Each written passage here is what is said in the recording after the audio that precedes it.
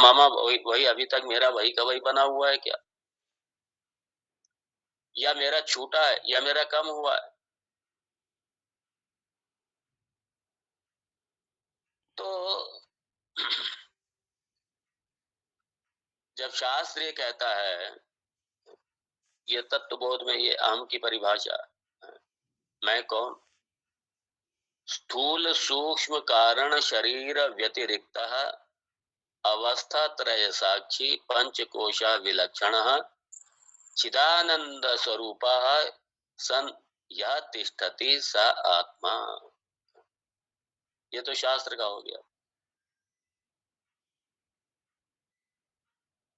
तो एक जो अहम है वो नित्य संसारी है और एक अहम है वो नित्य मुक्त है। शरीर रूप से,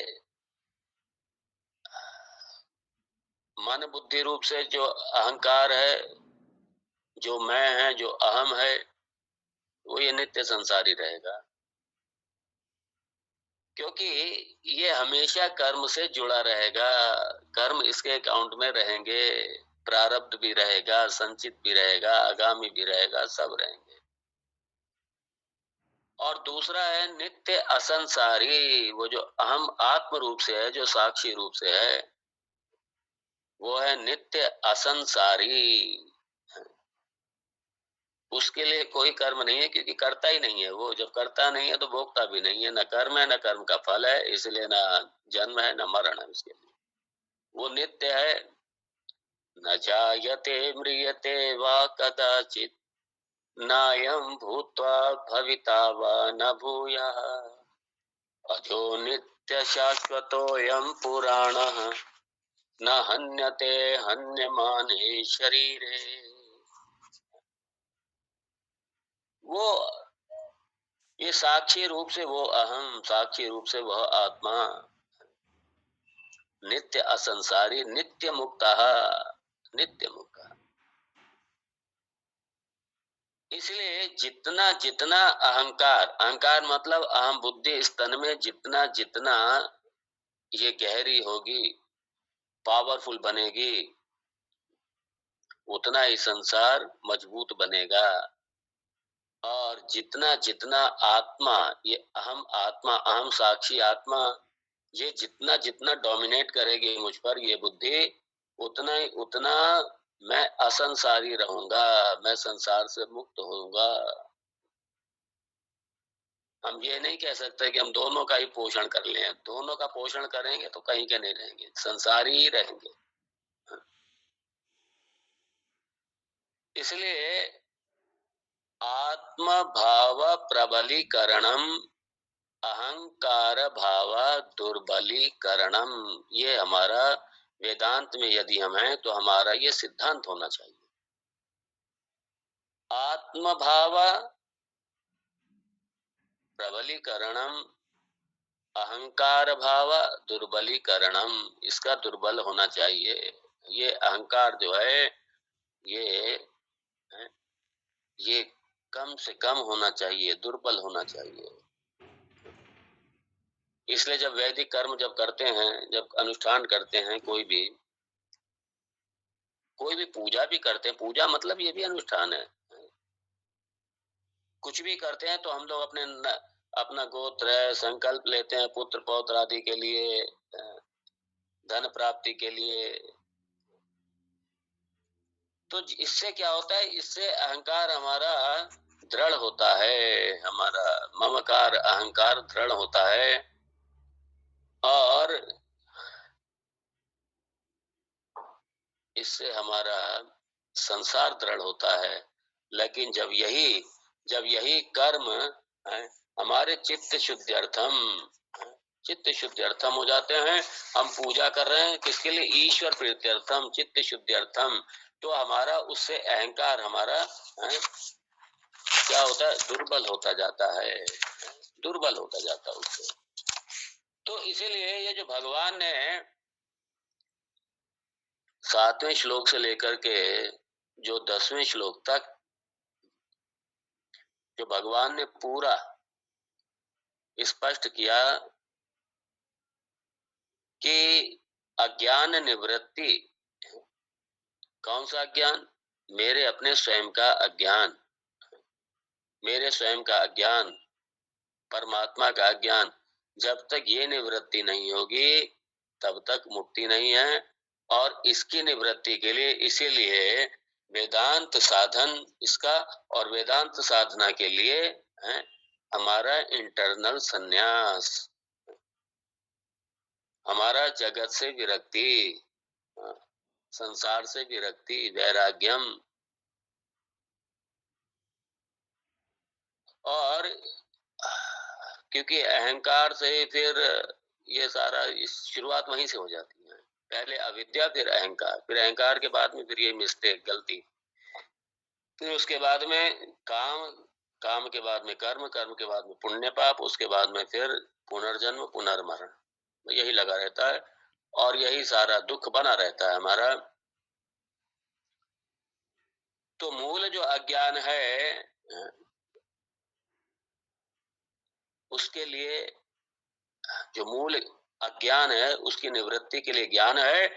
और ज्ञान प्राप्ति के लिए चूंकि अधिकारित्व चाहिए, इसलिए शास्त्र कहता है ठीक है, कर्म योग, कर्म योग, इसलिए कर्म योग मतलब आपको कर्म तो करना ही है, लेकिन कब तक? राग द्वेष की निवृत्ति के लिए, अधिकारित्व प्राप्ति के लिए, इसके लिए। और उसके बाद में कर्म छूटना पड़ेगा। इसलिए यहाँ पे जो आप ये कहते हैं कि कर्म को पूरा जीवन भर ही करते रहना चाहिए, मतलब संन्यास है ही नहीं, उनके यहाँ संन्यास का विधान ही नहीं है, संन्यास का विधान ही नहीं है। तो जब संन्यास का विधान नहीं है तो फिर मुक्ति का भी विधान नहीं है फिर, क्योंकि कर्म से मुक्ति होगी नहीं।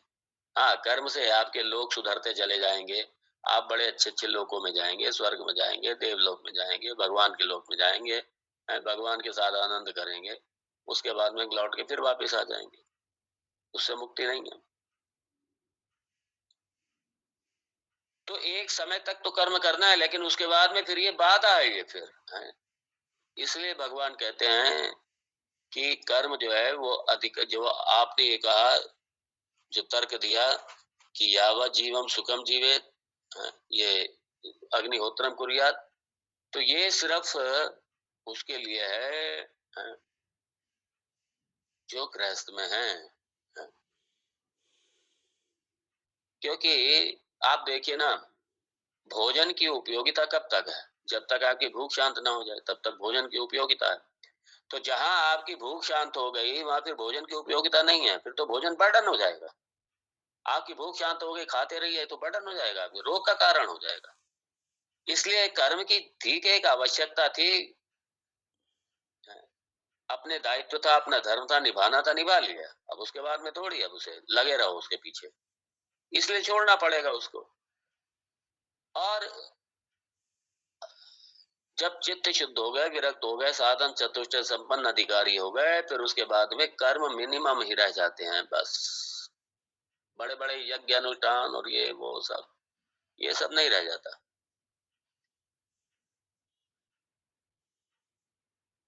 इसीलिए भगवान ने कहा कि ये जो कर्म समुच्चयवाद है तुम्हारा, ये कर्म समुच्चयवाद, ये मुक्ति के लिए नहीं है। मुक्ति तो ज्ञान से ही होगी सिर्फ। और ज्ञान कर्म समुच्चय जो तुमने कहा मुक्ति के लिए चाहिए, वो नहीं।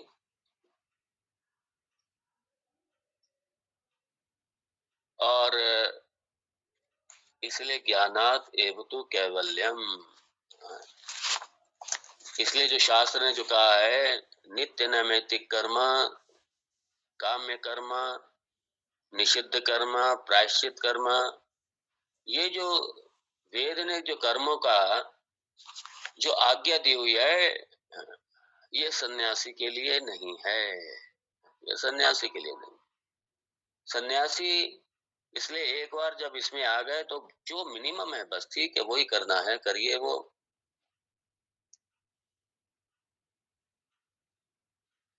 और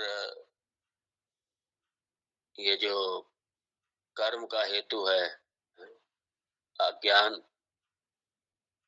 और अज्ञान के बाद में अहंकार, अहंकार के बाद में वीर्य, छोटापना, मैं ये हूँ, मैं वो हूँ, मैं करता हूँ, मैं भोगता हूँ, मैं ज्ञाता हूँ। फिर उसके बाद में क्या, फिर यही कर्म, पुण्य पाप, जन्म मरण, ये जो संसार है, इस संसार की निवृत्ति के लिए ज्ञान है, क्योंकि अज्ञान मूल है।